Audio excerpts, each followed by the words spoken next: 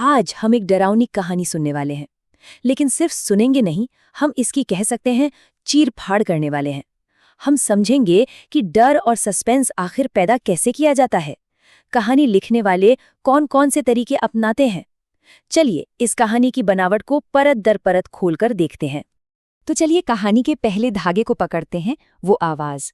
हम इस कहानी के हर मोड़ को, हर बीट को बारीकी से देखेंगे और समझेंगे कि सस्पेंस और मिसडायरेक्शन यानी कि ध्यान भटकाने की कला असल में काम कैसे करती है। तो पहला एक्ट, अंधेरे में एक आवाज।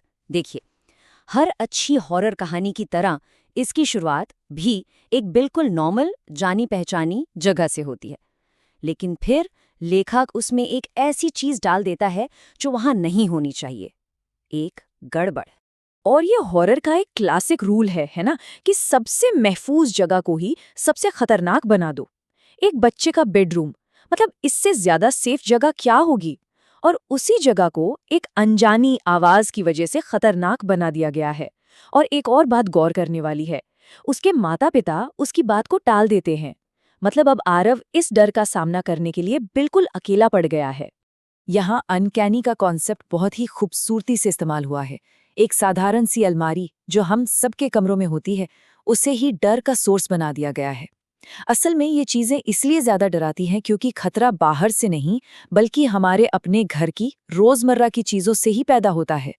तो अब कहानी आगे बढ़ती है। आरव सिर्फ डर कर बैठा नहीं रहता, वो फैसला करता है कि वो इस रहस्य का सामना करेगा। और बस यहीं से सस्पेंस का मीटर तेजी से ऊपर चढ़ना शुरू हो जाता है। इस टाइमलाइन पे जरा ध्यान दीजिए। कहानीकार यहाँ सिर्फ आवाज से नहीं, बल्कि खामोशी से भी डरा रहा है। आधी रात के बाद की वो 7 मिनट की शांति, वो असल में आवाज से भी ज्यादा तनाव पैदा करती है। ये इंतजार ही है जो डर को कई गुना बढ़ा देता है।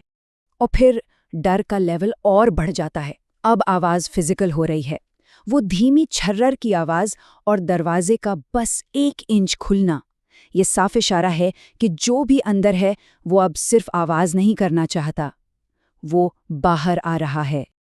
आरव का ये कांपता हुआ सवाल, कौन है वहां, कहानी का एक टर्निंग पॉइंट है। अब वो सिर्फ एक डरा हुआ बच्चा नहीं है, वो उस अनजान खतरे से सीधे बात कर रहा है। ये एक चैलेंज है, और यहीं से सीधे टकराव की नींव रखी जाती है।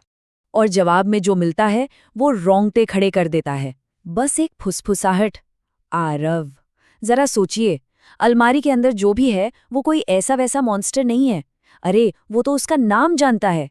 इस एक शब्द से पूरा का पूरा डर अचानक बहुत पर्सनल हो जाता है। मतलब ये खतरा किसी और के लिए नहीं, खास तौर पर आरव के लिए ही आया है। और अब आता है कहानी का सबसे चालाक हिस्सा, मिसडायरेक्शन। लेखक हमें एक झूठे आराम के पल में ले जाने वाला है, ताकि जब असली झटका लगे तो वो और भी जोर का हो।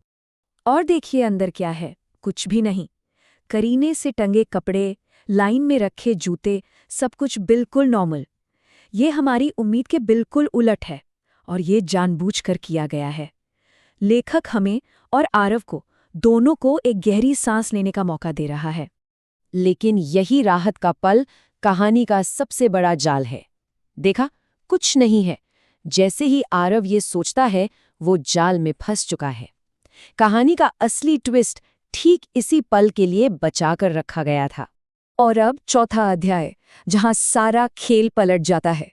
अब तक का सारा सस्पेंस जो अलमारी पर टिका हुआ था, उसे एक झटके में एक नई और कहीं ज्यादा खौफनाक जगह पर शिफ्ट कर दिया जाता है। यही है वो ट्विस्ट। टक टक टक, आवाज वापस आती है, लेकिन अलमारी से नहीं, बिस्तर के नीचे से। असली खतरा कभी अलमारी में था ही नहीं, वो तो हमेशा से आरव के सबसे करीब, सबसे ज्यादा वल्नरेबल जगह पर छिपा हुआ था। और अब देखिए खतरे को कैसे दिखाया जाता है। पूरा मॉन्स्टर एक साथ नहीं, बस एक छोटा पीला सा हाथ। ये बहुत ही असरदार तकनीक है, जिसे कहते हैं पार्शियल रिवील।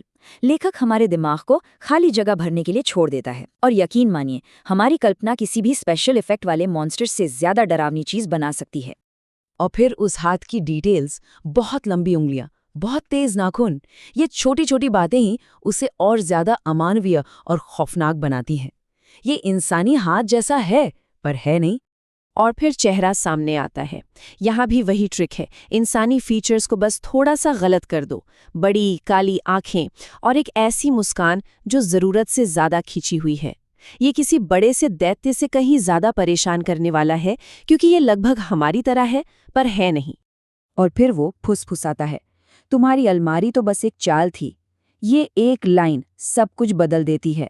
ये कोई जानवर या भूत नहीं है, ये इंटेलिजेंट है। ये एक शातिर शिकारी है जिसने बाकायदा जाल बिछाया था।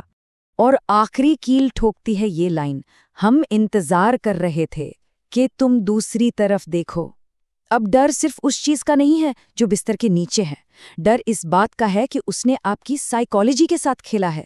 उसने आपके राहत के पल को ही आपके खिलाफ इस्तेमाल कर लिया। आपको बेवकूफ बनाया गया, और यही सबसे बड़ा डर है। और अब कहानी का अंत, जो खुद में एक मास्टर क्लास है। यहाँ फोकस इस पर नहीं है कि क्या हुआ, बल्कि इस पर है कि क्या नहीं दिखाया गया। और वो डर जो पीछे छूट जाता है, वो गूंज। अगली सुबह आरव का कमरा खाली है, अलमारी का दरवाज़ा खुला और चादरें ज़मीन पर घसीट रही हैं। लेखक हमें लड़ाई नहीं दिखाता, वो हमें उसके बाद का मंजर दिखाता है। ये ज़्यादा असरदार क्यों है? क्योंकि अब हमारा दिमाग खुद उन खाली जगहों को भरेगा, और वो तस्वीरें किसी भी सीन से ज़्यादा भयानक होंगी। और फिर कहानी वहीं ख़त्म होती है जहाँ से शुरू हुई थी। टक टक टक। लेकिन अब ये आवाज़ एक अनजाना रहस्य नहीं है। अब ये उस चीज़ की जीत का ऐलान है। ये आतंक का सिग्नेचर साउंड बन चुका है। तो आखिर में ये कहानी हमें एक सवाल के साथ छोड़ जाती है। वो कौन से खौफ हैं, कौन से डर हैं, जो बस हमारे मुंह फेरने का इंतज़ार कर रहे हैं, बस इस बात का कि हम दूसरी तरफ देखें।